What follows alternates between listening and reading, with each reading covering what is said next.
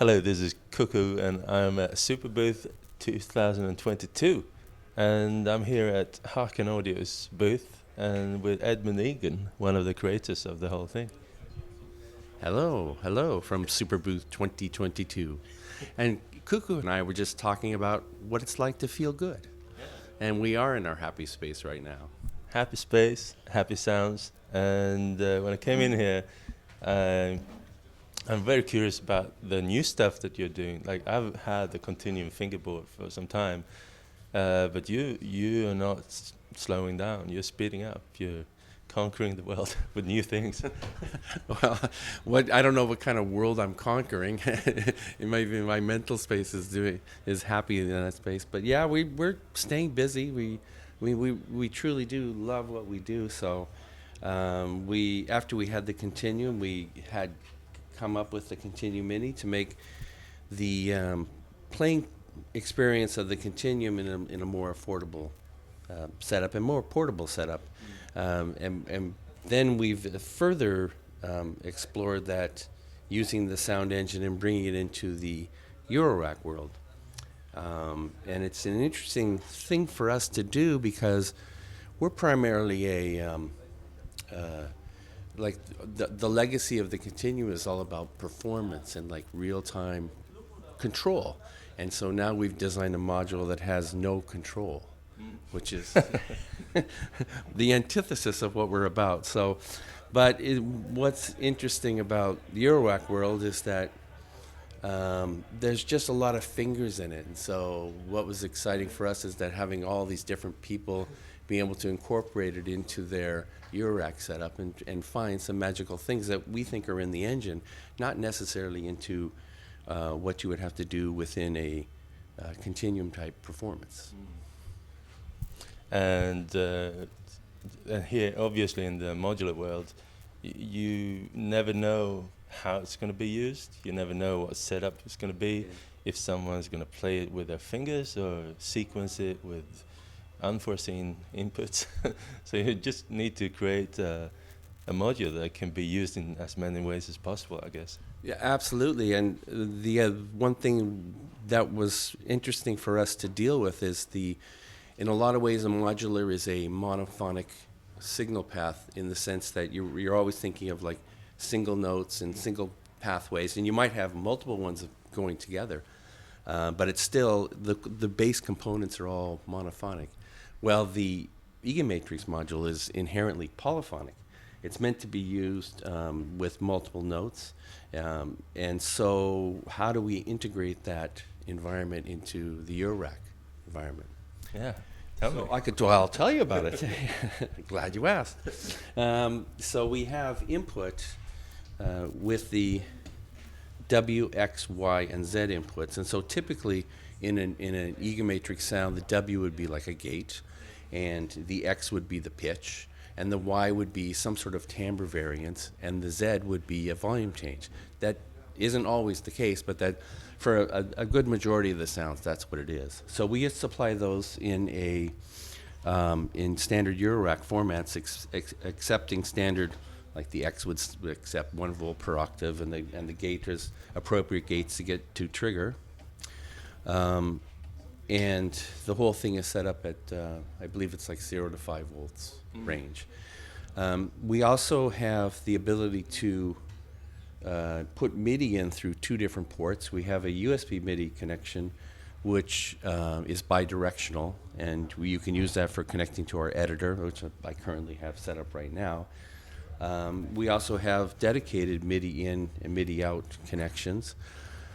And you can feed in, like I could connect MIDI from my Arturia key step and feed it in there, play polyphonically, and it would translate into the Eaganmatrix module. But what's nice about our module in this sense is that the engine is smart to know all these 3 different inputs and to manage the channelization of them. So it doesn't matter where you go from, it will allocate voices. It's an 8-voice synthesizer. So you can use that in layering it in different ways. We even have presets that you can make internal changes where the sound will respond differently, whether it's coming in through the analog inputs or through the MIDI inputs. So that way you can have sonic characteristics that are maybe more tailored to MIDI input from a keyboard, and then more nuance from the control voltage input in your modular setup. So you can essentially, if you want to have an Eaganmatrix standalone, you can just make a very short Eurorack with just this one module. Yes. And then a MIDI, any other MPE. Just went over there to Christoph's little setup, and that's what he's done exactly like that. He put a little 4MS box, and he has, it's basically a standalone synthesizer. Yeah, many people have been asking for that for a long time, actually. And now you can do that. And one of the criteria that we did, we put a attenuation switch on it so that if you're working with line level, you can just flip that down, and now you have a line level output from the... Oh, that's very good. Yeah. So it doesn't need to be in the Eurorack. The high voltage levels of the Eurorack. No, it can be that sort of way. Yeah. Yeah, so that's, and what I did was I was never really into Eurorack heavily. I've been into modulars. I've owned a Surge modular system forever. It seems like from the not forever, from the 80s. And but I've always been looking at Eurorack, and it's always been amazing to me. And the beautiful thing about Eurorack is not necessarily the form factor, which is really tight, like super tight, so it makes it hard to cable something. You have to be very aware of cable management, but just the ubiquitous companies, and by companies I mean one person or two people, and all the passion that comes back in all the different directions. So I followed it, and I've had some favorites that I decided, and so when I did my Eurorack, I knew for sure I was going to make a relatively small system and choose my modules carefully after a lot. And so this is what I ended up coming with. And I didn't want to expand it out because even now, there's just so many possibilities, so many things that you can do with it. So tell me a little bit about what you've got going on and what it sounds like. Okay, sure. And what your thoughts are, like the process behind making this setup that you have. Yeah, so what I wanted to do with this one is I have a particular preset, and this preset is Polyphonic, and it has this, what I would call a shimmer quality. So it has this kind of beating type of a sound. And if I play it polyphonically, the timing of the notes will have a relationship with the timing of the beating. And if you start to get that fairly close, then the way the preset works is that it starts to pick out particular harmonics and particular colors, and it's in a lot of ways it's random. And as I was telling you, it seems random. It's not random, but as I was telling you, this patch that I have, it's very much as if I'm walking on the edge of a cliff, and sometimes I do fall off and the thing goes wrong. But there's a lot of beauty right on the edge, So that's what I like to live with. So the patch is relatively simple. I have my module. I'm feeding it pitch and gate information from my keyboard. Every note that goes in, it'll round robin, so it'll start to layer on itself. So it's not a monophonic synth, it's polyphonic. I have my 4 control macros, and I have them mapped to these 4 faders on my IntelliGel tetrapad. So as I move across here, I can control all these different 4 parameters that are macro controls within the Eaganmatrix preset. Nice. The output of the module goes into my mimeophone, so I just use this as sort of a brief capturing and storing and layering device. It's a delay. The delay is synchronized with my clock, and that clock is running at a different speed, but it's relative to the speed of my master clock over here with the O control. So I have this relationship between the speed of the sequence notes and the speed of the way the mimeophone is working. And additionally, I have another color that I bring in, which is my kalimba, my Embaraski. That's being fed into a preamp, on my Eurorack module, and that goes into the audio input on the Eaganmatrix module. Wow. So the audio from this member ASCII is being processed with the same ambient controls that I have with inside the preset. So it adds another sort of color. And this thing's in the key of G, so I play in sort of G-based things unless I feel like I'm feeling. There's nothing dissonant about this instrument. It's just harmonious and beautiful. So that's it. And the whole composition happens from exploring the speed of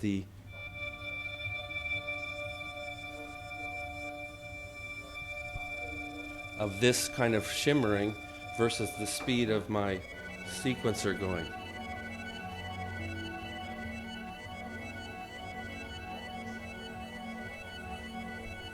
So now you're using both USB MIDI input and X.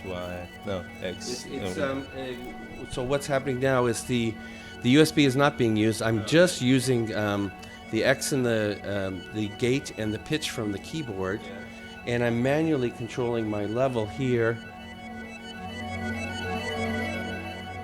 So it's just like a static volume offset. And the sequencer is sequencing just a pulse. It's just giving me a clock. Yeah. I got this oak. I love make noise stuff. It's just like so you can see I'm a fan. And this oak control, I got it specifically because it wasn't quantized. Yeah. And I had enough quantization in my life, so I said okay. And it was small and beautiful. And Tony does amazing stuff. Everyone here does amazing stuff, you know. But Yui does with Civilization, and Dan with the 4MS stuff, and the folks at IntelliGel. It's just all beautiful. Maybe you could perform a little bit. Sure. Is there anything else you'd like to add at this point? No, that's it. Yeah. I'll just start diving in, and I'll dream away, and you'll have to tap me on my shoulder because I'll get lost. And I'll probably ask you afterwards to show me the actual Continuum Eaganmatrix patch. I can go into that afterwards. No problem.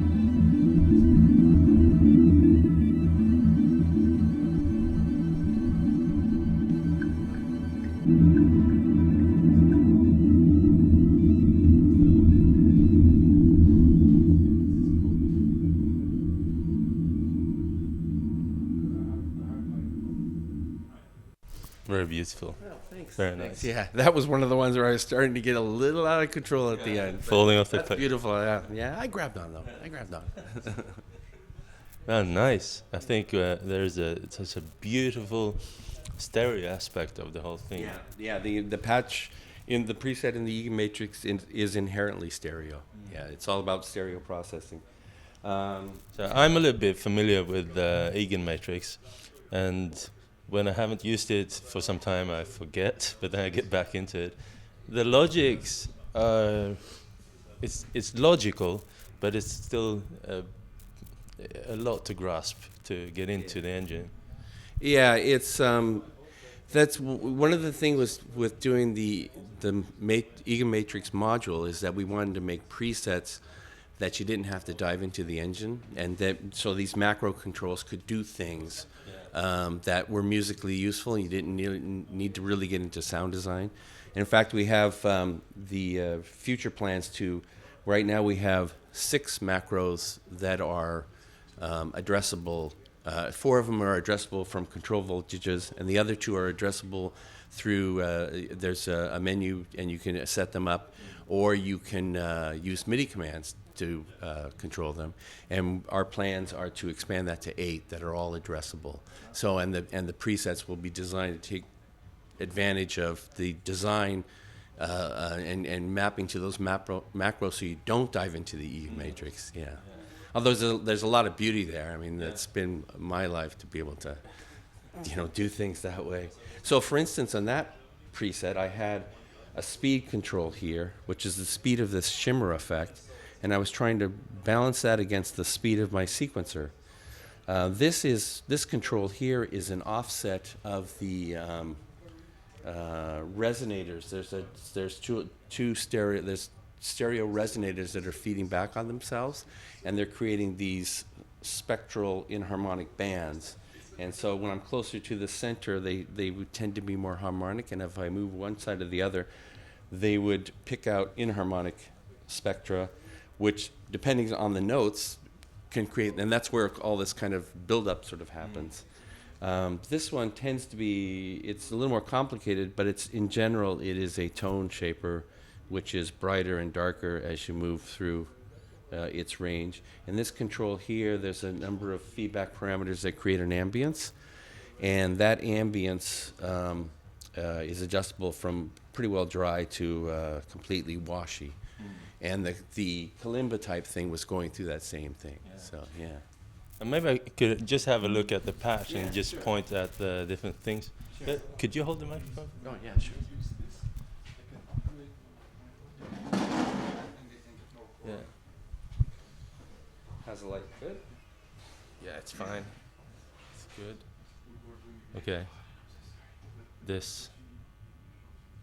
Yeah, this is the patch. Okay. There's the patch. So, in the Eaganmatrix, this represents the patching structure, and it's a matrix just like on, if you're familiar with an AMS synthesizer, where all the sources are on one side and the destinations are on the other side. So we have sources over here, and we patch them by connecting them. Let's pick a point here. Like there's showing the connection between one particular input and going to a destination. So in this one, we have audio input coming in, and we have feedback points from the delay, and these are our sources. They're being fed into a mixer. All the sound is coming from this single oscillator right here, which we call a phase-generated oscillator. It tends to be similar, but not exactly like a supersaw, but that's the oscillator. Next, we have a series of high-pass and low-pass filters that create this stereo resonance effect, and which also goes into a delay line, and that, because every time it's going through, it's getting re-resonated. It's resonating at those frequencies. So what you'll find on a system like that, and that's what I call going close to the edge. If you find you're resonating at harmonic points, they're going to quickly add on themselves with each other. Yeah, sorry. Yeah. And so by having real-time control, you can get slightly off of the resonance, so it doesn't immediately die away. So you're actually playing the resonance as a feedback control. Where the resonance frequency is if you're off from the harmonic points, you're going to reduce the amount of resonance. And then we have this thing here, which is also within that feedback point, which is it's called a Big Bang, but what it is, it's a series of related filters, and the filters are really narrow, so they start to ring, and they're going to ring at a spectrum, like a relation, which can be harmonic or it can be inharmonic, and that's all programmable. So in this particular case, it is slightly inharmonic, and that's what I'm controlling via that control over here. I've got it mapped. Any of these parameters in here in the Eaganmatrix, you can bring them out and bring them into a macro control, and that macro control, that as you move it, it'll change those parameters for you. So you have that choice between putting something under finger control on a continuum or putting it under macro control like we have in the matrix. And the macros, could you show me a macro? It's called barrels, isn't it? Yeah, we ended up just calling, where that well, because these were kind of round type controls, like, you know, the tenori. They had the controls like that, and they were kind of like these barrel moving things. That's where it came from. I always thought the tenori was a cool thing. Yeah. You know, it was what it was, but it was lovely to have something that. So that's where those controls are. Now, here's where it gets interesting. If that wasn't interesting, we have what's called a sum delay. So you can imagine you have delay lines. They can be very simple, and in a polyphonic synth, like what normally you would find in a synthesizer design, is you can have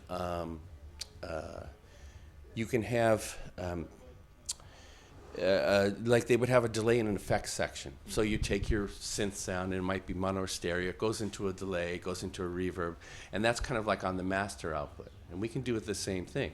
But we also have delays that are on every single voice. So you can have different delay times depending on which voice you're doing.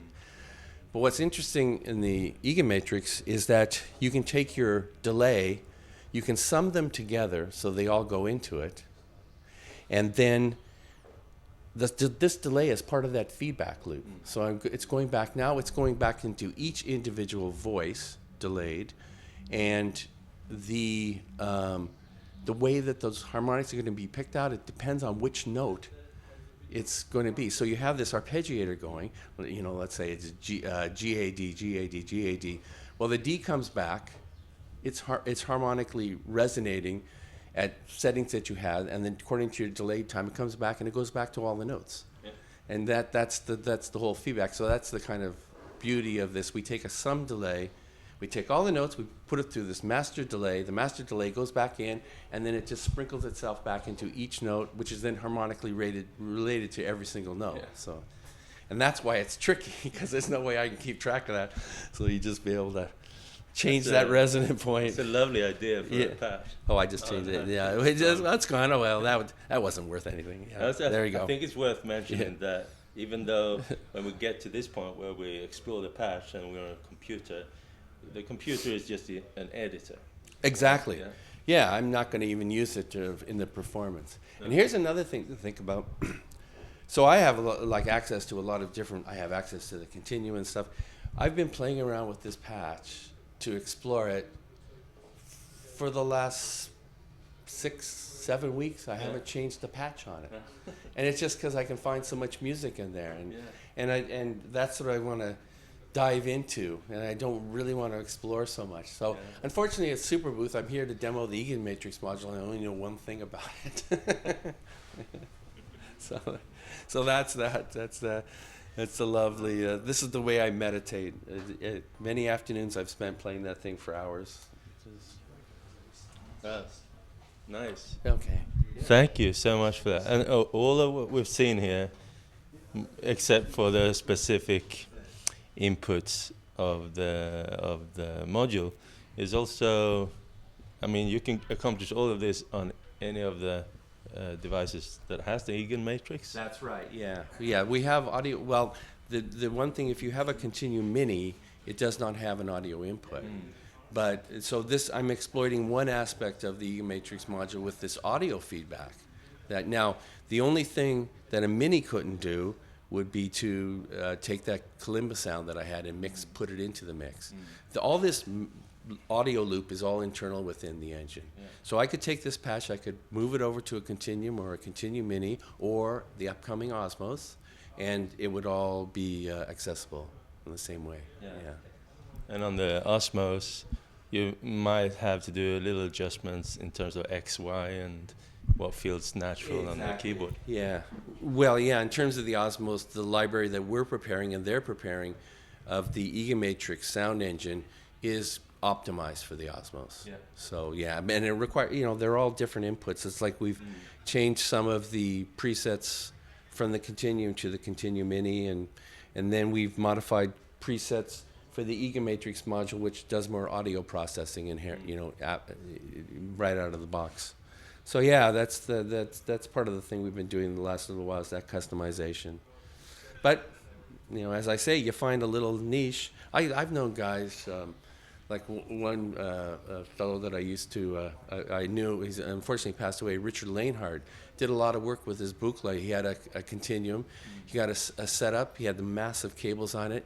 He never changed the patch. He just found his world, and wow. It was just crazy bundle in his Buchla, and he had this beautiful polyphonic setup that he just found. There's just a ton of music in it.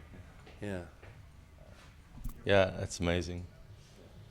It's really beautiful. I think me too. When I'm creating patches, a lot of times I create a lot of patches, and they're all made for specific needs. But with this one, the need is to have an open system where you can be, and an open world, create your space. Yeah. Like in any sort of complex system, there's you never want to learn everything about it. Like you can't learn everything about it. But what you want to do is you find something that really resonates with you. You really want to explore it, and then you'll start to sort of master it, and you'll understand it a bit more, and just use it to make music. Yeah. That's what it's all about. Making music, and yeah. Well, thank you so much for showing me all of this, and I hope you get a feel for what the Eaganmatrix can do in all of the devices, and I'm really excited about this. I got excited about Continuum first, and seeing you explore other territories and team up with expressivity, with the Osmos.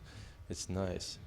So, yeah. Yeah, we're excited about it too. They're wonderful people, and they share our passion for making. It's an overused term, expressive, but really what that means is that you want to be able to have an instrument that responds fast enough to you that when you're making your little mistakes, you can correct them. You have enough control of the instrument is that you can really dive back into it. And so they have that same. They showed it with the Touche that they had developed, and then when they came to us and wanted to incorporate the engine, we were just so excited about that, and it's been working out really great, except for COVID. Yeah. Thank you so much. Best of luck with the performance later on today. Okay, thanks. And, see you soon again. Okay, hope so.